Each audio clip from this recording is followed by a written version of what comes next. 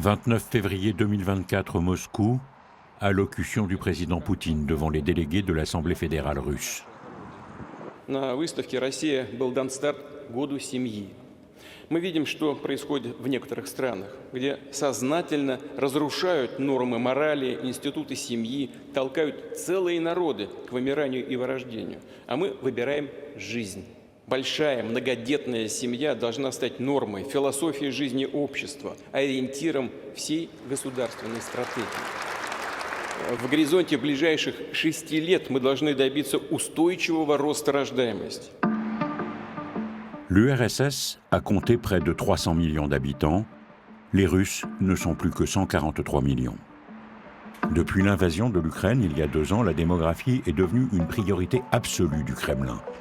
Avec un taux de reproduction de 1,4 enfants par femme, la Russie se dépeuple.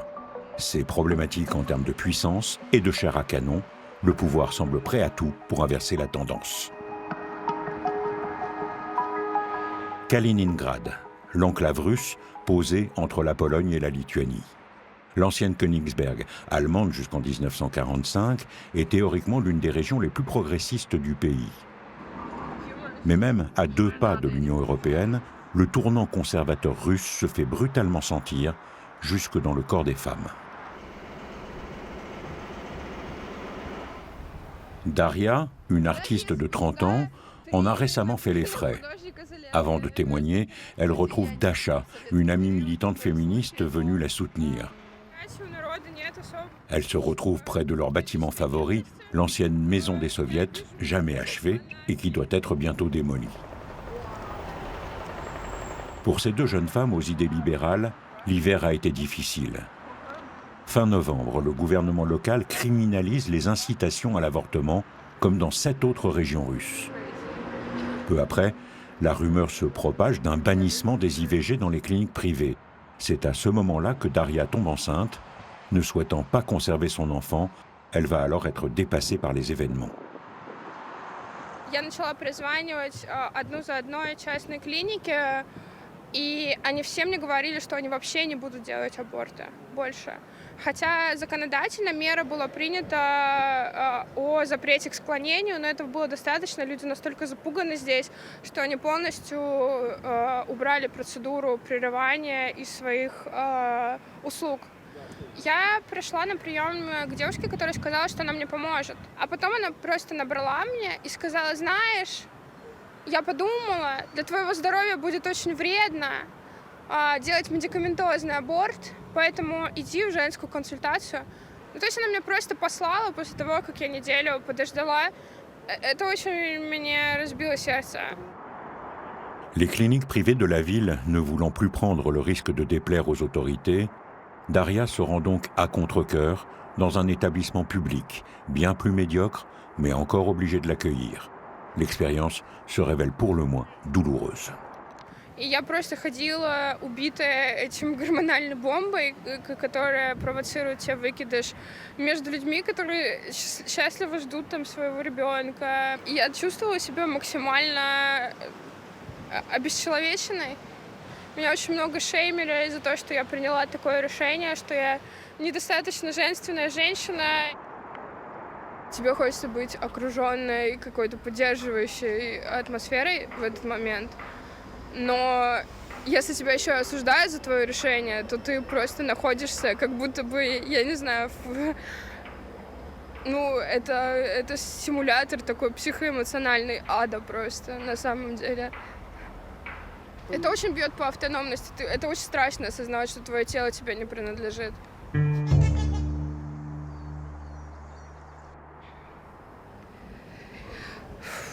Я просто пыталась going through it, как-то это пережить.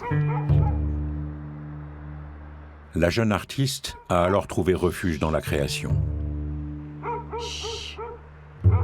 Notamment dans le graffiti, pratique interdite en Russie. Ce personnage mécontent, selon Daria, c'est elle-même. Une façon de se débarrasser de son mal-être.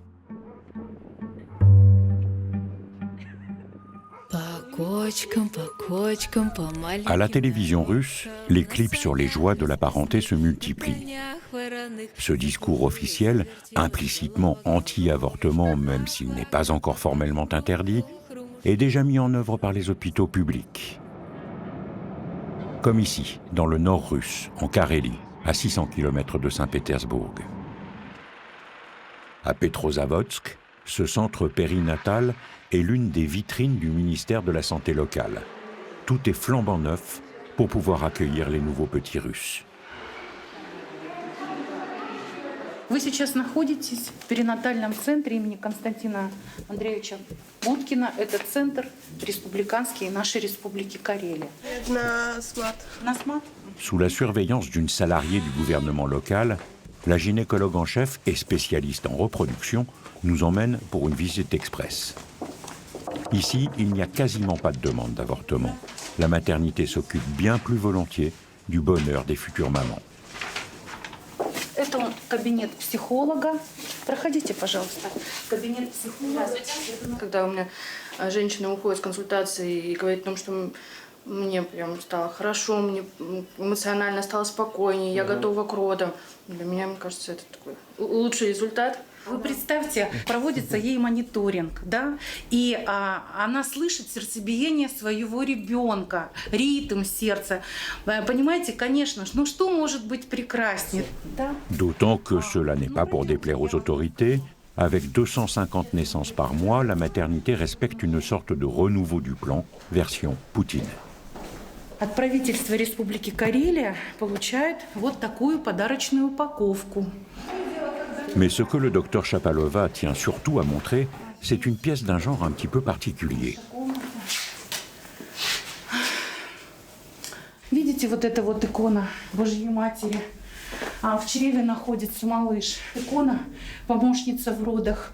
Наши женщины очень любят ей молиться, потому что мы верим, что это помогает. Вы знаете, Россия, она ведь всегда славилась своими традициями и большими семьями. Сейчас в семьях российских стали рождаться по 3-му, по 4-му ребенку, что очень радует нас априори. Merveilleusement souriante et enthousiaste, la gynécologue ne se fait pas prier pour resservir le discours traditionnaliste de son président. То есть наши женщины, они настроены на брак, наши женщины настроены на материнство. Это им дано, это, наверное, генетически уже предопределено. Да. Я считаю, что да, основная функция женщины – это все-таки стать мамой. Наша страна, она территориально очень большая, и поэтому, конечно, наши женщины должны рожать. И я думаю, что так и будет, и демографическая ситуация в нашей стране со временем она улучшится. Женщины, которые православные верующие, там ведь запрещены церковью аборты. Такие женщины никогда не сделают аборты. Эти женщины будут рожать столько, сколько свыше им дается.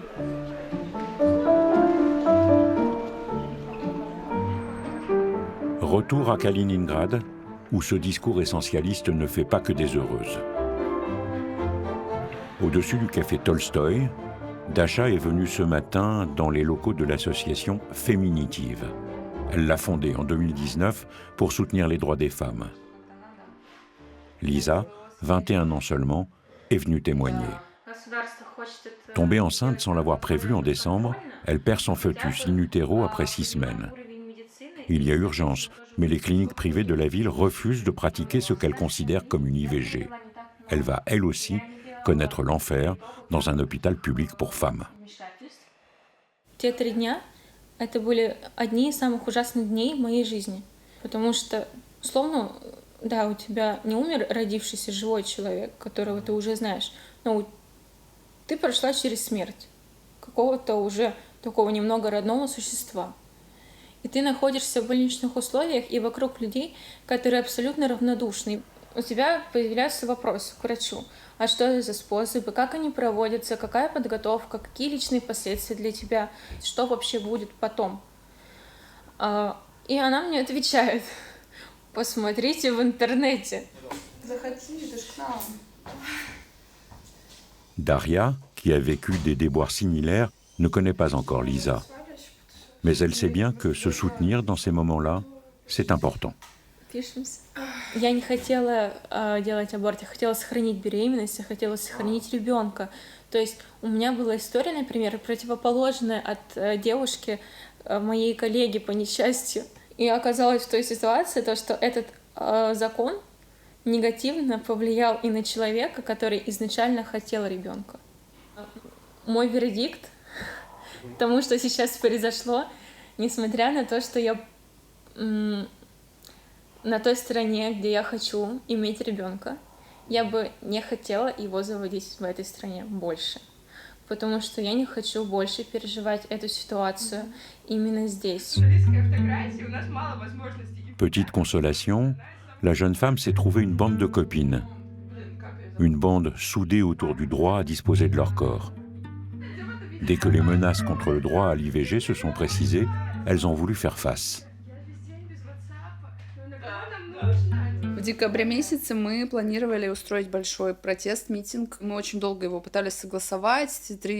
Примерно 3 раза мы подавали заявку на митинг. Нам отказывали под разными предлогами, но в итоге нам согласовали. Но в последний момент нам отказали. Многих наших сторонниц обзванивали сотрудники полиции. Про меня лично тоже узнавали сотрудники ФСБ. La grande manifestation s'est transformée en une série de piquets solitaires, seul mode d'action autorisé en Russie. Mais demander seul devant un siège de région pourquoi les politiques veulent s'introduire dans nos ventres relève tout de même d'un courage certain. Depuis, les militantes de Féminitive continuent à se battre pour défendre leurs sœurs et l'artiste de la bande continue à tricoter quelques rêves. Наш независимый гинекологический кабинет, у которого есть лицензия на то, чтобы давать таблетки. Вся проблема именно вот в этой лицензии.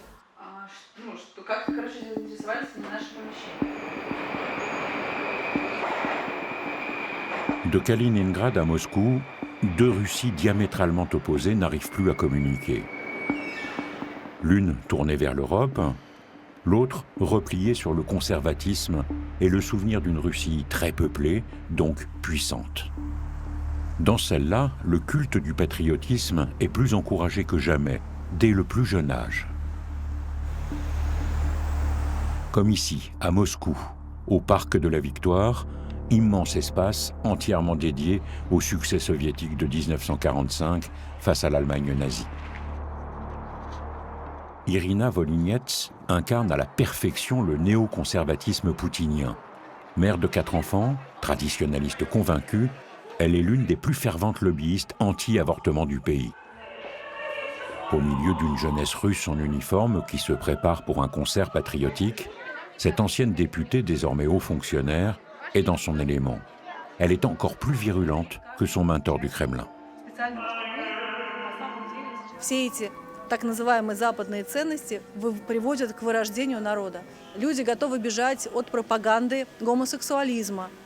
У нас ЛГБТ является экстремистской организацией, запрещенной в России. У нас запрещено называть родителей родителем номер 1 и родителем номер 2. У нас принят закон о запрете смены пола. Pour elle, ce n'est pas assez. Elle veut en plus interdire totalement les IVG. Я выступила законодательной инициативой о запрете проведения абортов в частных клиниках не по медицинским показаниям. Я выступила с инициативой о предоставлении возможности врачам получать премию за каждую спасенную жизнь. То есть в случае, когда врач отговорил женщину делать аборт, аборт – это не способ аннулировать беременность, а это способ стать матерью мертвого ребенка. Pour Irina Volinets et ses alliés, la lutte contre l'avortement est aussi importante que la guerre en Ukraine, et cela vaut bien un concert patriotique. За нами действительно сила, за нами победа и дело правое. Друзья мои, спасибо огромное. До новых встреч! Autre acteur du virage conservateur en cours, l'Église orthodoxe. Elle prend une place grandissante dans l'appareil d'État, notamment son tout-puissant patriarche Kirill, un intime du président. Fin novembre, dans la grande salle des fêtes du Kremlin, ils ont à nouveau célébré en grande pompe l'alliance à la russe du sabre et du goupillon.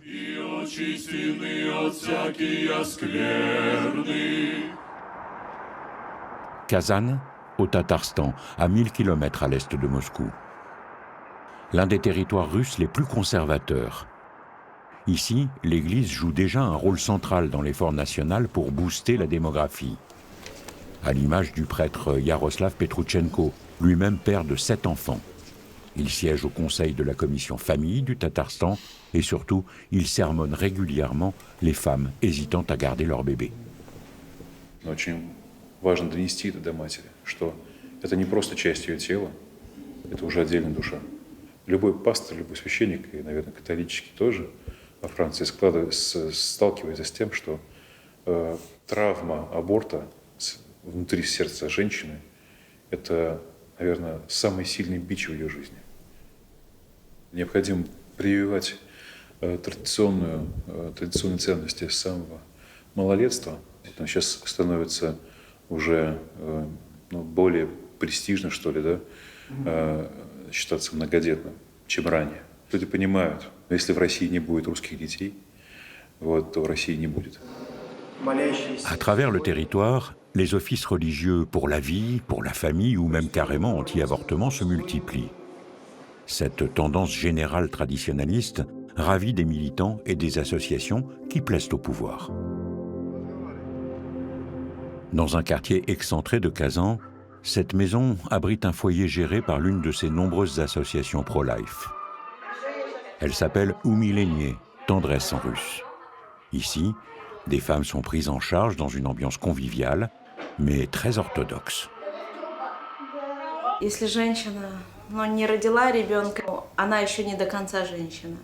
Есть такая бурятская поговорка: туровый тумур – это как не рожавшая, это железная женщина.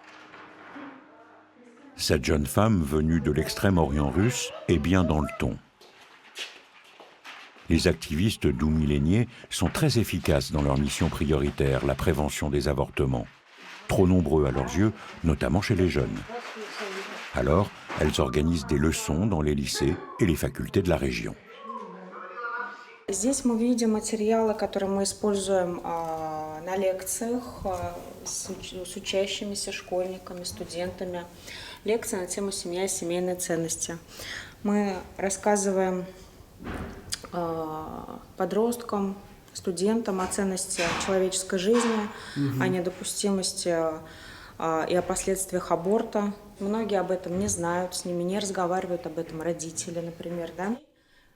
Cela fait 7 ans que la directrice de l'association reçoit en tant que psychologue des femmes souhaitant interrompre leur grossesse. Selon elle, leur choix cache forcément des dysfonctionnements plus profonds. В основном это, кстати, нежелание, это желание, наоборот, пожить для себя. Человек хочет быть не привязан ни к чему, ни к семье, ни к одному месту жительства. Путешествовать, жить для себя, может быть, она сама была нежеланным ребенком в семье, да, и поэтому эту установку она сохранила, принеся ее в свою собственную семью. Mais elle l'assure, elle ne veut contraindre personne. То есть у нас есть много методик в арсенале. Мы не уговариваем женщину сохранить беременность. Мы приводим ее к осознанному решению, к осознанному выбору. Liena, 18 ans seulement et déjà enceinte de 6 mois, consulte régulièrement avec Anna. Musique douce et échange chaleureux sur la maternité. Si au départ elle n'était pas sûre, Lena a fini par décider de garder son enfant.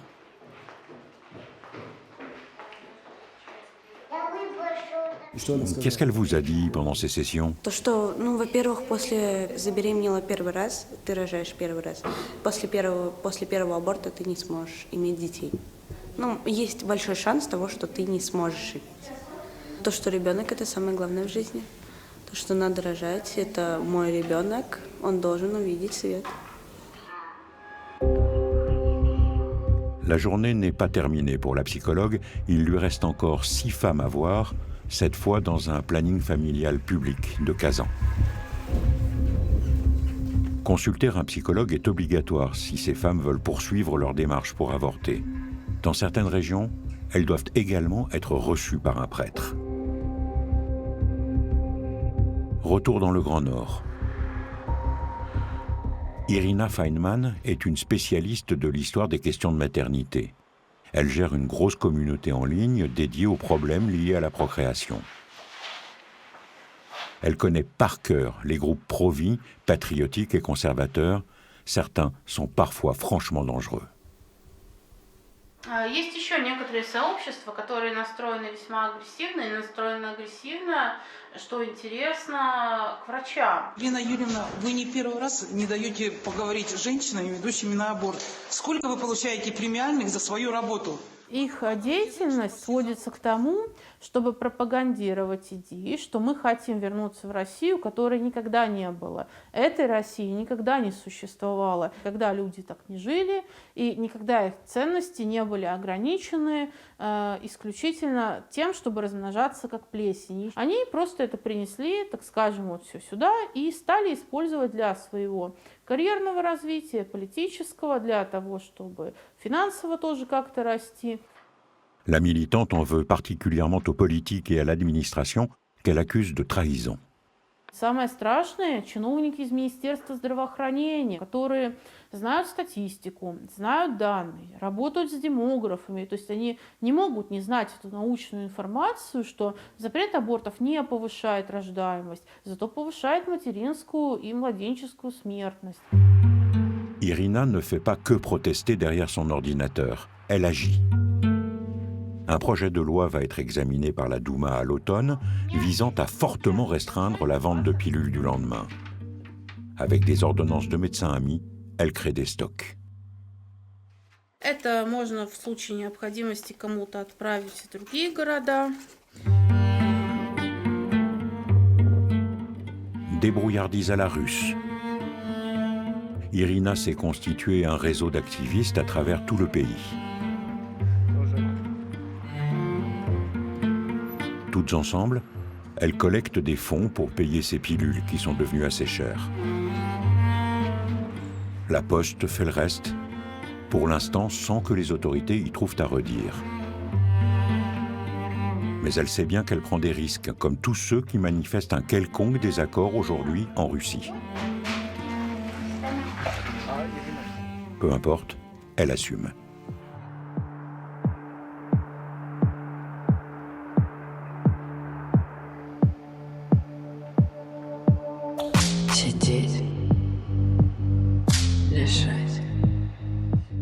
À Kaliningrad, Daria travaille sur ses œuvres et se remet doucement de son épreuve.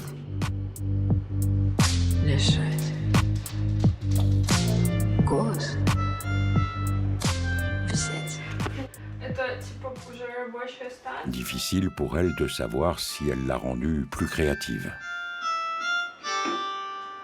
Хер его знает, до нового вызова какого-то я пока не могу понять. Но во мне точно что-то поменялось. Мне кажется, иногда, я была, наверное, более фаталистичная, драматичная. А сейчас я думаю, что каждый прожитый день — это победа. И это моя задача, как можно больше прожить дней. Пережить всех тиранов, вот. И сохранить себя, сохранить людей вокруг. Сохранить возможность дарить какие-то штуки. Делиться чем-то. Elle a en tout cas pris une décision, elle restera en Russie. Plus d'1,5 million de ses compatriotes, effrayés par le national-patriotisme du régime, ont choisi l'exil depuis le début de la guerre en Ukraine. Avec ses copines de Kaliningrad, elle tient à faire entendre une autre Russie, celle des femmes qui résistent.